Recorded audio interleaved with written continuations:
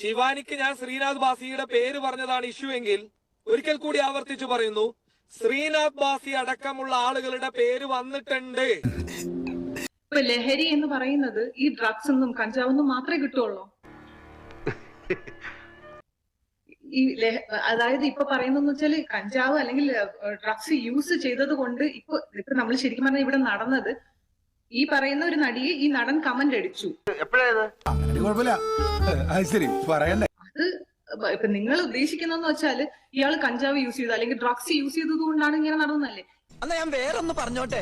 അപ്പൊ ഈ ലഹരി ഈ പറയുന്ന കഞ്ചാവൊന്നും ഡ്രഗ്സ് ഒന്നും മാത്രമേ ഉണ്ടാവുള്ളൂ, മദ്യപിക്കുമ്പോ ഉണ്ടാവില്ലേ ഈ ലഹരി? സത്യം അതാണെങ്കിൽ ഇങ്ങനെ പരസ്യമായിട്ട് വിളിച്ചു പറയാൻ പറ്റും. മദ്യപിച്ച് പ്രശ്നം ഉണ്ടാക്കുന്ന പല സാഹചര്യങ്ങളും ഇല്ലേ? രോഹിണി ആ കൂടെ തെറ്റിദ്ധരിച്ചിരിക്കുകയാണ്. പല മേഖലകളിൽ ഈ പറയുന്ന കമന്റടിയും ചൂളം വിളിയും ഇങ്ങനെയുള്ള അശ്ലീല സംസാരങ്ങളും എല്ലാം പല മേഖലകളിലും ഇല്ലേ? പിന്നെ മറ്റൊരു കാര്യം, ഇതിൽ അനാവശ്യമായിട്ട് ശ്രീനാഥ് ബാസിയുടെ പേര് വലിച്ചഴച്ചു. എന്താവശ്യത്തിനായിരുന്നു? ഇപ്പൊ അയാളുടെ പേര് പറയേണ്ട ആവശ്യം എന്താണ്?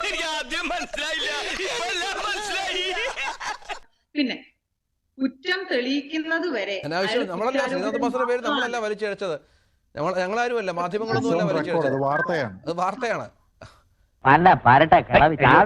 ഒന്നും പറയരുത്. അത് വാർത്തയാണ് ശിവാനി.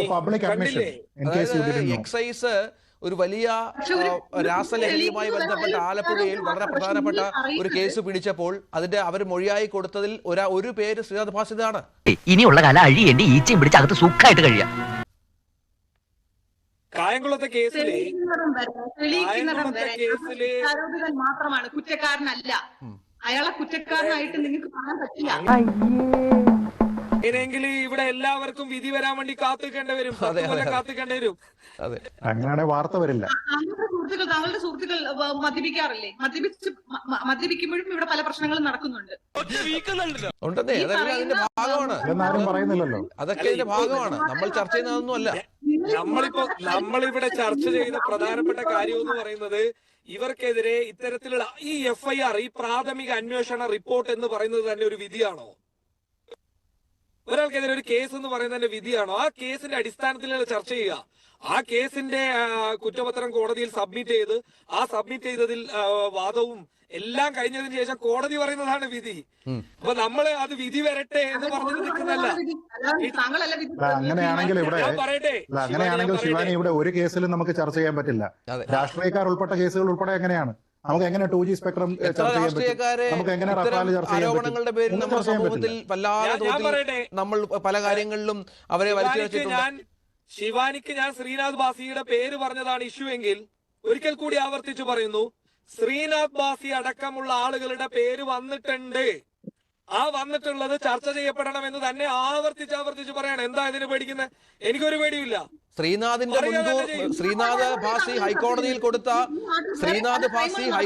കൊടുക്കുകയും പിന്നീട് പിൻവലിക്കുകയും ചെയ്ത മുൻകൂർ ജാമ്യ ഹർജിയുണ്ട്. ശിവാനി ഒന്ന് വായിച്ചു നോക്കണം. മുൻകൂർ ജാമ്യ ഹർജിയുണ്ട്, അത് വായിച്ചു നോക്കണം. ഇതെന്ത് വാദമാണ് ശിവാനി? ഇത് ന്യായീകരിക്കുന്നതിന് തുല്യമല്ലേ? നിങ്ങൾ എന്തിനാ ഇത്ര ആകുലപ്പെടുന്നത്? ഷൈൻ ടോമിനെ പറ്റി നമ്മൾ എന്തിനാ ചർച്ച ചെയ്യുന്നത്? ഒരു സെക്കൻഡ്, ഷൈൻ ടോമിന്റെ പേര് എന്തിനാ ഈ ചർച്ചയിൽ ഉപയോഗിക്കുന്നത്? ശിവാനി, എന്തിനാ ഉപയോഗിക്കുന്നത്? ഷൈൻ ടോമിന്റെ പേരിൽ ഇപ്പൊ കേസുണ്ടോ? പേരിലാണ് പരാതി വന്നിരിക്കുന്നത്, അതുകൊണ്ടാണ് നമ്മൾ ഇത് ഉപയോഗിക്കുന്നത്. അതേപോലെ സ്റ്റേറ്റ്മെന്റ് വന്നു. അതേപോലെ തസ്ലീമ എന്ന് പറയുന്ന ആളിന്റെ സ്റ്റേറ്റ്മെന്റ് ശ്രീനാഥ് ബാസിക്കും ഷൈൻ ടോം ചാക്കോയ്ക്കും സപ്ലൈ ചെയ്തു എന്നത് ഒരു കേസിൽ, ആലപ്പുഴയിലെ ഹൈബ്രിഡ് കഞ്ചാവ് കേസിലെ തസ്ലീമ എന്ന യുവതിയുടെ സ്റ്റേറ്റ്മെന്റ് ആണ്. It's A case. അല്ല, ഞാൻ ശിവാനിയും കൂടെ മനസ്സിലാക്കാനാണ്. അതായത് ഇതുമായി ബന്ധപ്പെട്ട് കേസ് വരുമെന്ന് അറിഞ്ഞപ്പോ ഒരു മുൻകൂർ ജാമ്യ ഹർജി കൊടുത്തിരുന്നു, അത് പിൻവലിച്ചു മാധ്യമങ്ങളിൽ വാർത്തയായപ്പോൾ. അത് കൃത്യമായി പറഞ്ഞിട്ടുണ്ട് എന്തായിരുന്നു ആ ഹൈബ്രിഡ് കഞ്ചാവ് കേസിലെ പ്രതിയുമായുള്ള അയാളുടെ ബന്ധം എന്നുള്ളത്. ഇതൊക്കെ നമ്മൾ ചർച്ച ചെയ്യണമെന്നേ, അല്ല വെറുതെ ഇത് കേസ് വന്നില്ല, പ്രതിയായില്ല, അല്ലെങ്കിൽ അറസ്റ്റ് ചെയ്തില്ല എന്നൊക്കെ പറഞ്ഞ് തള്ളിക്കളയാൻ പറ്റുമോ? മുന്നോട്ട് പോട്ടെ ആളുകള്. ഇത് തന്നെ ഈ കേസ് തന്നെ എവിടം വരെ പോകുന്നു കാണാം. ശിവാനി എന്തിനാണ് ഒരു പേര് കേട്ട നിങ്ങൾക്ക് എന്തിനാ ടെൻഷൻ?